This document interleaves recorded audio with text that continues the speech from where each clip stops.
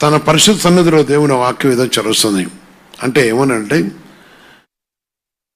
ఇశ్రాయేలుకు నేను తండ్రిని కానా, ఇశ్రాయేలుకు నేను తండ్రిని కానా అనే ప్రశ్న. ఆయన తండ్రి, మనకు తండ్రి, అందరికీ తండ్రి. మరి ఆయన తండ్రి అనే విషయాన్ని మనం కూడా గ్రహించాలి. నిన్న సాయంత్రం ఒక సహోదరి నాతో మాట్లాడుతూ, నాకు తండ్రి లేడు, ఈ విషయాన్ని చాలా చోట్ల వింటుంటాను నేను. పరిశుద్ధ వాక్యంలో చూస్తున్నప్పుడు పిల్లవాడు కనుక తండ్రి దగ్గరికి ఏడుస్తూ వస్తే ఏం చేస్తారు? ఆయన జాలితో చూస్తారా, లేకపోతే కఠినంగా చూస్తారా? ఓకే, వాడు ఎంత తప్పు చేసిన వాడైనా అసలుత కోపం పడతారు, కానీ తన మనసును ఇది కానీడు. కుమారునికి తండ్రికి ఉన్న బంధం, తండ్రి వెడల కుమారుడు చూపర్చిన ప్రేమ, కుమారుడు వెడల తండ్రి చూపర్చిన ప్రేమ. పరిశుద్ధ వాక్యం ఏం చేస్తుందంటే, ఇర్మీయా గ్రంథము 31వ అధ్యాయము 9వ వచనం చెప్తున్న మాట, వారు ఏడ్చుతూ వచ్చెదరు,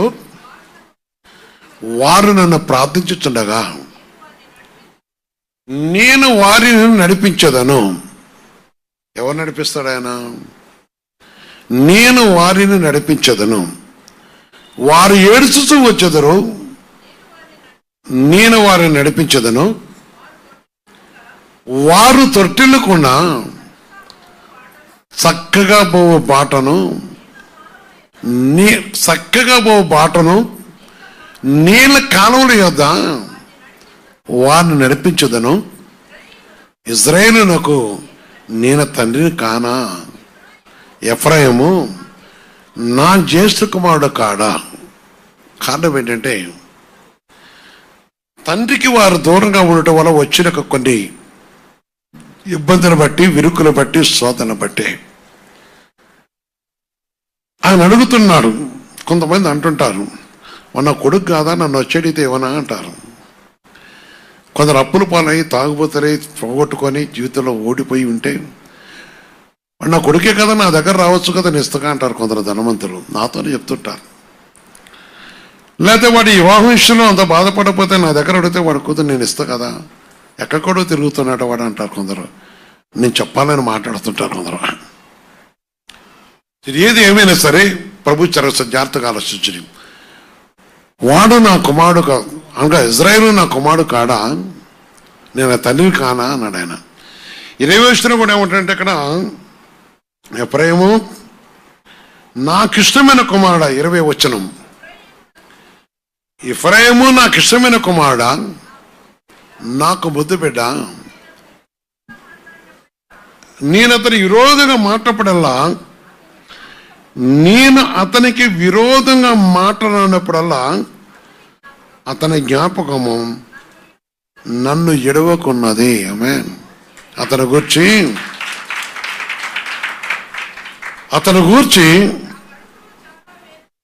ఎట్టుంటుందట? వేదనగా ఉన్నదంటారు. చాలా వేదనగా ఉందంటారు. ఒక వ్యక్తి నాతో మాట్లాడుతున్నాడు. తన కొడుకుని పోలీస్ పోలీసులు స్టేషన్లో వెళ్ళారు. తన కొడుకుని పోలీసులు బాటగా భయంకరంగా, అంటే వాళ్ళ భాషలో వాళ్ళు తిడుతున్నారు, వేరే బూతులు ఆడుతూ ఉంటే ఆయన హృదయంలో చాలా గాయం అనిపించిందట. నాతో చెప్తున్నాడు, వాడు నా కొడుకే కదయ్యా, కానీ వాడు చేసింది అట్టుందన్నాడు. కొన్ని స్థలాల్లో కొందరు నాతో చెప్తుంటారు, వాడు నన్ను చాలా బాధ పెట్టాడు, చంపేయటం చూశాడు, చాలా ఇష్టం, కానీ వాడి విషయం నాకు చాలా బాధ అనిపిస్తుంది అంటాడు. అందుకని ప్రభు యొక్క పరిశుద్ధ యొక్క నానబెట్టి విషయం మనం జ్ఞాపం చేసుకున్నప్పుడు, దేవుని యొక్క సన్నిధిలో దావీదు భక్తుడు అంటాడు, దావీదు భక్తును చంపడకు తండ్రి కొడుకు బయలుదేరాడు. అబ్షాలోం బయలుదేరినప్పుడు దావీదు మహారాజు ఆయన కుమారుడు అబ్షాలోం అని బయలుదేరాడు. దావీదు చేసిన తప్పు కాదు, అది చాలా తప్పు చేశాడంటే దేవుడు తన విషయం వేరు. కానీ ఆ దినమున ఆయన బయలుదేరింది ఎందుకంటే చాలా కొన్ని విషయాలు జరిగినాయి. వారి కుటుంబంలో అంటే ఆయన భార్యలకు కుమార్తెల కుమారులకు జరిగిన కొన్ని వారి పాపాన్ని బట్టి అబ్షాలోము బయలుదేరాడు. ఆ విషయం దావీదుకు తెలిసినప్పుడు దావీదు దగ్గర సైనికులు దావీదు విషయమై వారు కూడా బయలుదేరి అంటే దావీదును చంపకుండా కావలు కాశారు తెలిసినారు. వారు ప్రయాణం చేస్తున్నప్పుడు అబ్షాలోము వెళుతున్న కంచర గాడిద మీద ఎక్కాడు.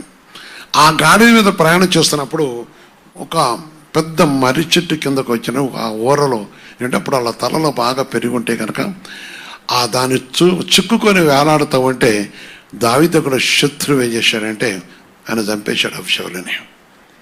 దావీదుకు సైనికుడు, శత్రువుగా సైనికుడు చంపేసిన తర్వాత ఆ విషయం ఎవరు తెలిసింది? దావీదుకు కూడా పరిగెత్తుకొని వచ్చి నీ కుమారుడు చనిపోయినాడు, ఆయన చంపేసినారు. కుమారుడు చనిపోయిందంటేనే ఒప్పుకోలేకపోయిన దావీదు. చాలా అబ్షాలోమా నా కుమారుడా నీకు బదులు చనిపోతే బాగుండి ఏడుస్తూ ఉంటాడు. అప్పుడు సైనికులు అంటారు ఆయన దగ్గర ఉన్నవారు, అమ్మయ్యా నీకోసం మేము ఎంత ప్రయాసపడ అంటే చెప్తున్న బంధం అనే దాన్ని వారి వేళ జరుగుతున్న విషయం. చాలా వేదన చెందినవాడు, చాలా మంచిది కనుక తినబడారు. ఇక్కడ ఏమంటాడంటే వారు ఏడ్చుతూ వచ్చేదరు ఏం చేస్తారట, చక్కగా వారు నన్ను ప్రార్థించుచుండగా నేను వారిని నడిపించదను, వారు తొట్టిల్లకుండా చక్కగా పో బాటను నీళ్ళ కాలవల యొద్ద వారిని నడిపింతను. ఆమేన్.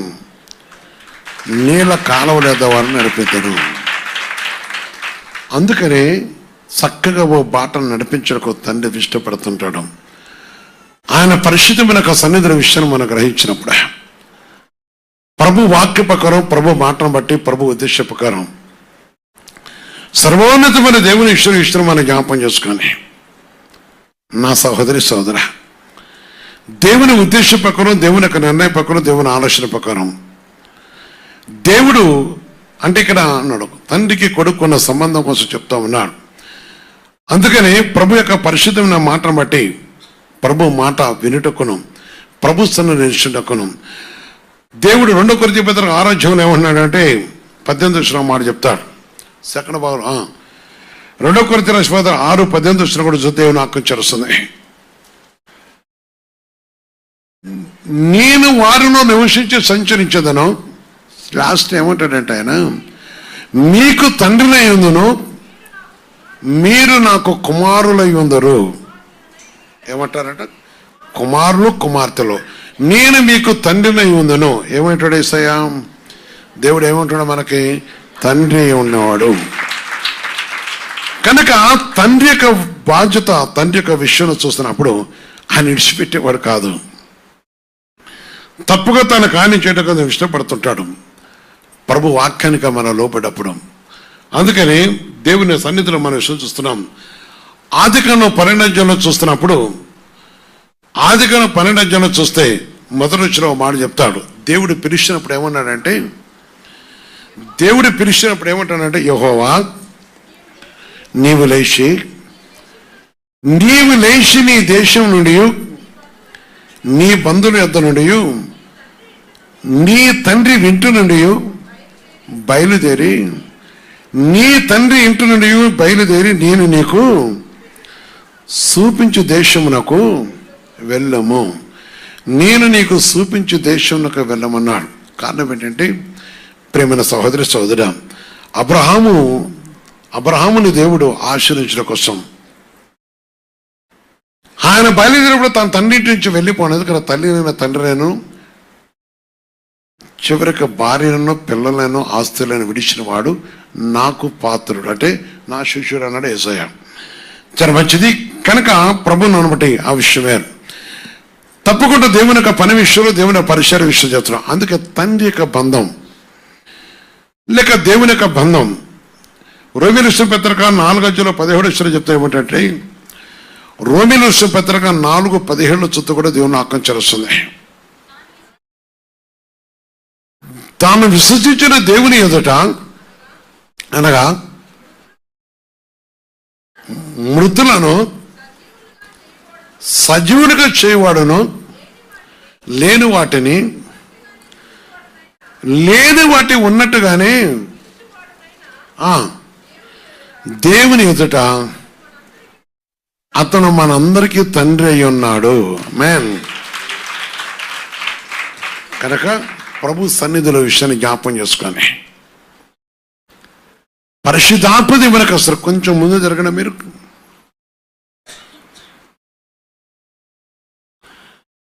దేవుని యొక్క సన్నిధి విషయాన్ని గ్రహించి మంచిది.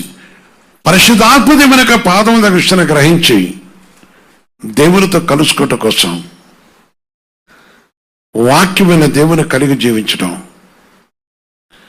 సర్వశక్తిలో దేవుని యొక్క మాటకు మనం లోపట్టం అన్నది జీవన దేవుని మాట మీద మన లక్ష్యం ఇచ్చి. ఇక్కడ ఒక విషయం ఏంటంటే, నేను మీకు తండ్రిని అయి ఉన్నాను. ఎవరో తండ్రి అయి ఉన్నాయన? యేసయ్య ఎవరు తండ్రి? మనందరికీ తండ్రి ఉన్నాడు. కనుక తండ్రిని మనం ఏ విధంగా గౌరవించాలి, తండ్రి విషయంలో మనం ఉండవచ్చిన విషయం కూడా చెప్తున్నాడు అక్కడ. చాలా మంచిది నిలబడ్డారు. మరి 4:18 కూడా ఒక మాట చెప్తాడు. 17-18 చూస్తున్నామంటే అక్కడ, నీ సంతానం ఎలాగుండునని చెప్పిన దాన్ని బట్టి తన అనేక జనములకు తండ్రి అగునట్లు నిరీక్షణకు ఆధారం అనేది లేనప్పుడు నిరీక్షణ కలిగి ఉండెను. అందుకని అనేకులకు తండ్రిగా నిరీక్ష ఉన్నాడు. నిరీక్షణకు ఆధారం లేనప్పుడు నిరీక్షణ కలిగి ఉండి ఆయన పరిశుద్ధను బట్టి అనేకులు తండ్రిగా మార్చబడ్డాడు. ప్రభు యొక్క వాక్యం ప్రకారం పరిశుద్ధ దేవుని మాట కోసం నిరీక్షండి. జీవన దేవుని యొక్క మాట యందు నా ప్రియమైన సహోదరి సహోదరులారా, ఈరోజు నేను తెలుసుకోవాల్సింది. అందుకనే తిథి తీసుకుని 27-16 చూస్తూ కూడా వాక్యం చేరుస్తుంది. ద్వితీయోపదేశకాండం దేవుని వాక్యంలో చూస్తే 27-16 చూస్తున్నప్పుడు, తన తండ్రినైనను తన తల్లినైనను నిర్లక్ష్యం చేయవాడు ఏమన్నాడు? శాపగ్రస్తులను చెప్పగా ప్రజలందరూ ఆమీన్ అను, అంటే అవును అన్నారట అని చెప్తున్నాం. ఎవరు నిర్లక్ష్యం చేయకూడదు? తండ్రినైనను తల్లినైనను అన్నాడు ఆయన. అందుకనే తండ్రి యొక్క మాట నిర్లక్ష్యం చేయటం మంచిది కాదు. అయితే ఇప్పుడు ప్రభు మాట ఒక మాట అన్నాం మనం. యేసుప్రభు చెప్పిన మాట, పరిశుద్ధాత్మ దేవుని యొక్క సన్నిధిలో దేవుని మాట పక్కన ఉండవలసిన లక్షణం. దేవుని విషయం వచ్చినప్పుడు తప్పకుండా మనం ఆయన తప్ప మరొకరిని ప్రేమించడం కాదు. దేవుని మాటకి మనం లోపడాలి, నిర్లక్ష్యం చేయకూడదు. కొంతమంది చాలా సులువుగా చురుకుగా మాట్లాడుతుంటారు. నోర్వై తండ్రిని అంటాడు, కొంచెం నేను వింటుంటాను. తెలియదు నోర్వై నువ్వు మాట్లాడబోకుంటారు. లేకపోతే ఇంకా చాలా ఇక తల్లులు కూడా కొంత ఎంత గర్భం పుట్టిన వారి కుమార్తెలు మాట్లాడుతుంటారు, చాలా భయంకరంగా మాట్లాడుతుంటారు. చెప్పాలంటే ఒక ఏదైనా చూస్తే నోరు మూసుకుని అంటారు, లేకపోతే ఇంకొకటి అంటారు. మన ఒక ఆయన, నేను వస్తే ఒళ్ళు బగిలిద్ది అంటుండే ఆయన. నేనెవరు కొడుకుని అంటుండే అనుకున్నాను నేను. తర్వాత చూస్తున్నది ఆయన వచ్చిన తర్వాత రావద్దు అన్నాడు నా దగ్గరికి. నువ్వు ఆయన దగ్గర నువ్వు రావద్దు. కారణం ఏంటంటే ఆయన వస్తే కొన్ని విషయాలు చెప్తాడు.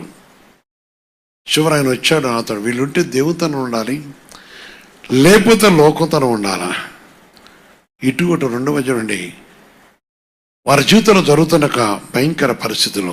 చాలామంది తండ్రి అనే దేవుని దగ్గర బాప్తిసం తీసుకున్నాక క్రీస్తు నామములో జన్మించిన తర్వాత వారు ఇష్టం వచ్చిన ప్రవర్తించడం,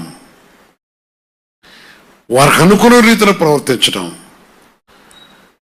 పాపంతో పరుగులెత్తటం, అసలు దేవుని యొక్క మాట మర్చిపోవటం, విసర్జించడం. అదే కాదు, తండ్రిని పిలిచి పిలుపులు కూడా కొంతమంది భయంకరంగా ఉంటాయి. పిలుపులు భయంకరంగా ఉంటాయి. కొందరు శావుకులు కూడా కొడుకులు వెళుతూ వాడు మాట్లాడుతున్న మాటలు వింటాను నేను. ఏంటి నా తెలుసులే అంటే వాడు ఎంత శాపకరమైన అనుకోవాలి. దయచేసి తల్లిదండ్రుని బట్టి ఎవరు ఏ శాపం తెచ్చుకోవద్దు. నన్ను ఒకళ్ళు అడిగారు, మీ ఫాదర్ ఎంత సంపాదించాడన్నారు. నన్ను సంపాదించుకున్నాడన్నా నేను. యేసుకృష్ణ మహింకలుగాక.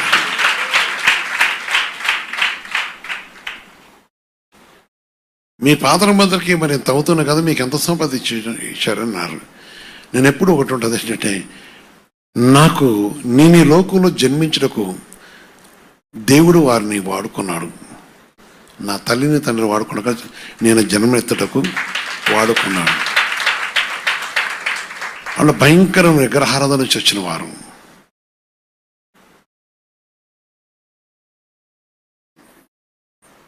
కానీ మరొక టైం వస్తే నా తల్లి కూడా కొన్ని దినాలు దేవుని దగ్గర తను ఉన్న, నేను పుట్టక ముందర సంతానం లేనప్పుడు జరిగిన కొన్ని విషయాలు చెప్తుంటారు. తర్వాత కొన్ని పరిస్థితులు వారు అటు ఇటు అయిపోయినప్పుడు తిరిగి దేవుడు మరలా ఆయన కృపను బట్టి నన్ను పిలిచినాకనే దేవుడు యొక్క నాన్న పిలిచాను. నేను ఎవరిని అదే చెప్తుంటాను, నాకు ఇచ్చిన జన్మే గొప్పది. ఈ భూమి మీద ఒక మనిషిగా జన్మ, నేను ఒక కుక్కగాను లేకపోతే ఒక జంతువుగాను ఇంకే జన్మపడితే దాని విలువ ఉండదు. ఒక మనిషిగా జన్మించడం కోసం ప్రేమ వెళ్ళాలి దేవుని యొక్క సన్నిధిలో. దేవుడు నాకు అనుగ్రహించిన మహాకృపను బట్టి, పరిశుద్ధాత్మ దేవుడి సర్వించక మాటను బట్టి నేను చాలా సంతోషిస్తాను. అందుకని ఏదేమైనా సరే గౌరవించడం కావాలి. నన్ను కొందరు ఏళ్ళదాన్ని, నేను మా నాన్న అని పిలుస్తుంటే వాళ్ళు ఎట్టంటే, అరే ఇప్పటికి అట్ట పిలుచుకుంటాడు ఏంటంటే, నేను అంతే పిలుస్తాను. సహోదరి సోదరులారా, కొందరు చూస్తుంటాను, వారు నాతో చెప్పుకునే విషయాలు అంటుంటాను. తండ్రిని గౌరవించడం నేర్చుకోవాలి. వాక్యం చదువుతుంది. ఒకలా ప్రభుకి విరోధంగా మాట్లాడేదే విషయం వేరు. దేవుని విషయంలో, రక్షణ విషయంలో రాజీ పడడం అవసరం లేదు, కానీ రక్షణ విషయంలో రాజీ పడదు. కానీ గౌరవించడం విషయంలో ఎప్పుడు కూడా మనం గౌరవించాల్సిందే. శాపకరము అనేది పొందకూడదు. శాపం అనేది చాలా మంది పొందడానికి కారణం ఏంటంటే, కొంతమంది వారి జీవిత విధానంలో చేస్తున్న మోసాలు బట్టి చాలా మంది యవనస్తులు ఈనాడు ఈ దినమున పరిశుద్ధ పదవినాడు ఈ స్వరం విన్న వాళ్ళారా, తండ్రిని మోసం చేయటం అనేది మంచిది కాదు. తప్పిపోయిన కుమారుడు గురించి మనం చూస్తాం. తండ్రి దగ్గర పంచుకొని ఈశ్వరుడు చెప్పిన ఉపమానం అది. పంచుకున్నాడు, వెళ్ళిపోయాడు. వాడి జీవితంలో మొత్తం పోగొట్టుకున్నాడు. శాస్తి సగం పంచుకొని వెళ్ళిపోయాడు. వారిద్దరు అన్నదమ్ములకు ఇద్దరు మనం రావాల్సింది.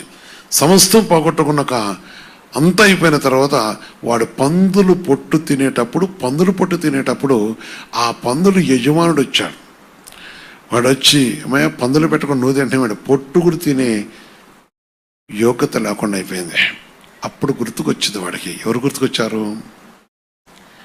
తండ్రి గుర్తుకొచ్చాడు. తండ్రి గుర్తుకు రాగానే, తండ్రి ఎప్పుడైతే గుర్తుకొచ్చాడో వెంటనే తండ్రి ఎత్తుకు రాటకు ప్రయాసపడ్డాడు. ఒక కూలిపడక పోదాం అనుకోడు. కానీ తండ్రిలో ప్రేమ ఎంత గొప్పదంటే, కుమారుడంత దూరంలో చూసి పరిగెత్తుకుని పోయి వాడి మెడల మీద పడి ఆయన కబురించుకున్నాడు. వాడు మురికితో ఉన్నాడు. వాడు భయంకర తాగుబోతాయి, ఎన్నో చెడ్డ క్రియలతో వ్యభిచారంగా తాగుబోతుగా చెయ్యి లోకంలో ఉన్న పాపాలన్నిటికీ వాడు డబ్బు హేపరిచి వాడు వచ్చాడు. తండ్రికి ప్రేమ ఆ విధంగా ఉంటుంది. కనుక కుమారులు కూడా ఆలోచించి ప్రభుకు లోబడి, ప్రభు చిత్తానికి లోబడి, పరిశుద్ధాత్మదేవుని యొక్క మాట మీద నిలిచిన వారమై, నా ప్రేమ బిడ్డలారా, గౌరవించడం అనేది చాలా అవసరమైనది. దేవుని మాట ప్రకారం నిలిచినది. అందుకని సామెత గ్రంథంలో 3వ అధ్యాయము మొదటి వచనం మాట చెప్తారు.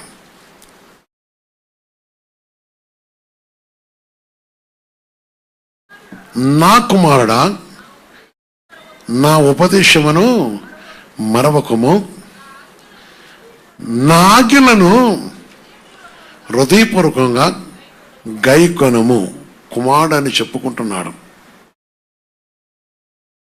నా కుమారుడా, నా ఉపదేశం మరవకు అంటున్నాడు ఆయన.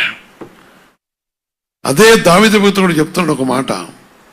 దినవృత్తాంతంగా తను చూస్తున్నప్పుడు, దావీదు భక్తుడు కూడా దేవుని కోసంలో 28లో చూస్తే 9వ వచనం చెప్తారన్నమాట. సొలొమోనా నా కుమారుడా అని పేరు పెట్టి పిలిచి మాట్లాడుతూ ఉంటాడు. సొలొమోనా నా కుమారుడా, నీ తండ్రి యొక్క దేవుడైన యెహోవా అందరి హృదయంలో వెరిగిన వాడని తండ్రి చెప్తా ఉన్నాడు. సొలొమోనా నా కుమారుడా, నీ తండ్రి యొక్క దేవుడైన యెహోవా అందరి హృదయములను పరిశోధించేవాడును, ఆలోచనలన్నిటినీ సంకల్పనలన్నిటినీ వెరిగిన వాడై ఉన్నాడు. నా కుమారుడా, తండ్రి తన కుమారుడు వెడల జాలిపడినట్లు యెహోవా తన యందు భయభక్తులు కలవాడేలా జాలిపడను. ఎవరి యందు? యెహోవా తన యందు భయభక్తులు కలవాడు జాలిపడను అని జాలి చూపించే దేవుడా,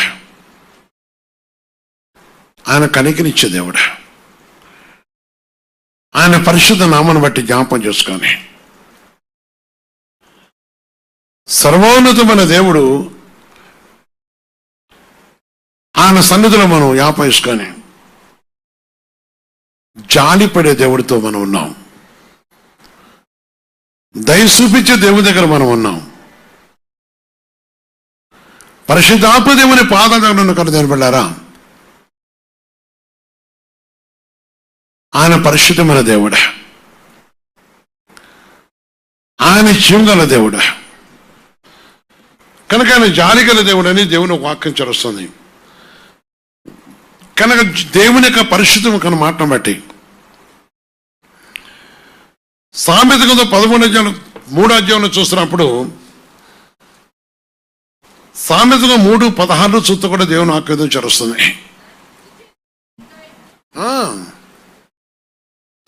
12వ వచనం చూస్తున్నప్పుడు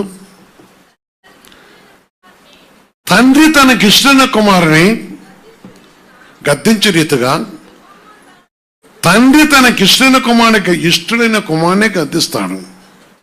గద్దించినట్లుగా యెహోవా తను ప్రేమించే వారిని గద్దించను. ఎవరు ప్రేమిస్తారో వారిని గద్దిస్తాడు.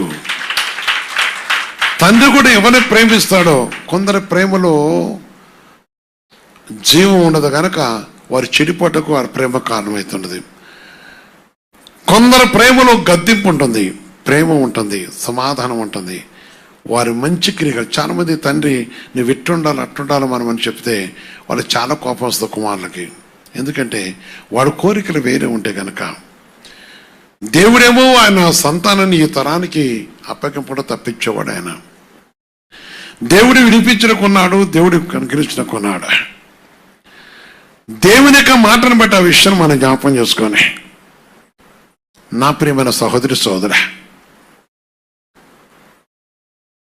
తన పరిశుద్ధ పాదాల దగ్గర గ్రహించి సర్వోన్నతమైన దేవుని కోసం విషయాన్ని జ్ఞాపకం చేసుకున్నాను. తండ్రి తన కుమారుని గద్దించిన ఇష్టమైన కుమారుని గద్దించే రీతిగా యెహోవా తనని ప్రేమించే వారిని గద్దించను. నేను గద్దించాడంటే ఏం చేస్తున్నాడు? ఆయన ప్రేమిస్తున్నాడు. ఆయన ఎవరు ప్రేమిస్తాడో వారిని శిక్షిస్తాడు. ఎవరు ప్రేమిస్తాడు? వారినే శిక్షిస్తాడని వాక్యం చరుస్తుంది. ప్రణగంధంలో 3వ అధ్యాయంలో చెప్తున్నమాట 19వ వచనంలో నేను ప్రేమించే వారందరిని గద్దించి శిక్షించుతున్నాను. ఏం చెప్తారు ఆయన? మాకే రావాలా శోధన, మాకే ఉండాలా శోధన అంటారు కదా. ఎవరు గద్దిస్తారట? ఆయన ప్రేమించు. ఎందుకంటే వారు అదేంటయ్యా ప్రేమించి గద్దించడం ఏంటంటే, అవును ఆయన పరిశుద్ధమైన అంటే వారు దేవునికి ఇష్టలుగా నిల్చుండటం కోసం, వారిలో ప్రతి లోపం కడగబట్ట కోసం గద్దిస్తాడు. ఆ విషయం ఆయన కనికరించేవాడ. పరిశుద్ధాత్మ దేవుని యొక్క నామను బట్టి చూస్తున్న దీని వెళ్ళారా, దేవుని మాట కోసం, దేవుని వాక్కు కోసం, దేవుని యొక్క నామను బట్టి తండ్రిని ప్రేమించుట, తండ్రి మనకు గద్దించుట, దేవుని మాట యందు పరిశుద్ధ దేవుని యొక్క సన్నిధిలో ఒక దినమున ఒక కుమారుడు తండ్రిని చంపడం కోసం ఆ రోజుల్లో అటుకుల్లో అంటే ఇవి ఉంటే కనుక దాంట్లో కూర్చున్నాడు. ఒక మంచి రాయి తీసుకొని పెద్ద బండ తీసుకొని కూర్చున్నాడు. తండ్రి ఇంట్లోకి వచ్చిండు. వాడిని పండుకున్నప్పుడు చంపేయాలని చూస్తుండు. కూర్చున్నాడు. కూర్చుంటే ఈయన పండుకోట్ల ఇంట్లో బయట తిరుగుతుండు. అలా అమ్మ తన భార్య అన్నాడు కదా, వాడు ఉంటే నా ఊరికే కోపం చేస్తాం, వాడు లేకపోతే నిద్రపోవు, వాడు యవనస్తుడమ్మా, వాడు యవనస్తుడు. ఏ దుష్టు చిత్రపడతారో, ఏ చిలకత్తి అంటే ఏ అపవాది చిత్రపడతారో, లోక విధానం వేరు కదా. వాడు తినటానికి కొనుటకు నేను ఎప్పుడు కొదవ ఇవ్వలేదు, వాడు ఎప్పుడు ఒకళ్ళు అడగకూడదని నీకు ఇస్తున్నాను. వాడని కూడా మా అమ్మ ఎత్తున మా నాన్న ఇట్లేదని వాడు అనుకుంటున్నాడు. వాడి మంచి కోసం చూస్తున్నాను, వాడు చెడిపోకూడదు కదా. ఈ సమయంలో ఈ దినాలలో అప్పుడు మంచి హెచ్ఐవి సమయాలటాయి. చాలామంది ఈ వ్యభిచారం యవనస్తులు, కాలేజ్ స్టూడెంట్స్ కొందరు కొన్ని చెడ్డ పనులు, కొన్ని విషయాలు జరగడం వల్ల వ్యభిచారాలకు చాలామంది హెచ్ఐవి రావటం అనేది చాలా పరిస్థితులు సంభవిస్తున్నాయట. ఆ టైంలో తండ్రి యొక్క తపన ఏంటంటే కొడుకు ఎక్కడ చెడిపోతాడో, ఎవరి దగ్గర ఏ మనిషిని బట్టి చెడిపోతాడో, ఎవరిని బట్టి చెడిపోతాడో అని తపనతో ఉన్నాడట. తిరుగుతూ ఉన్నాడట. అయ్యో నా కొడుకు ఇంకా రాలేదు, ఎక్కడుండిపోయిండో, ఏమైపోయిండో. సరే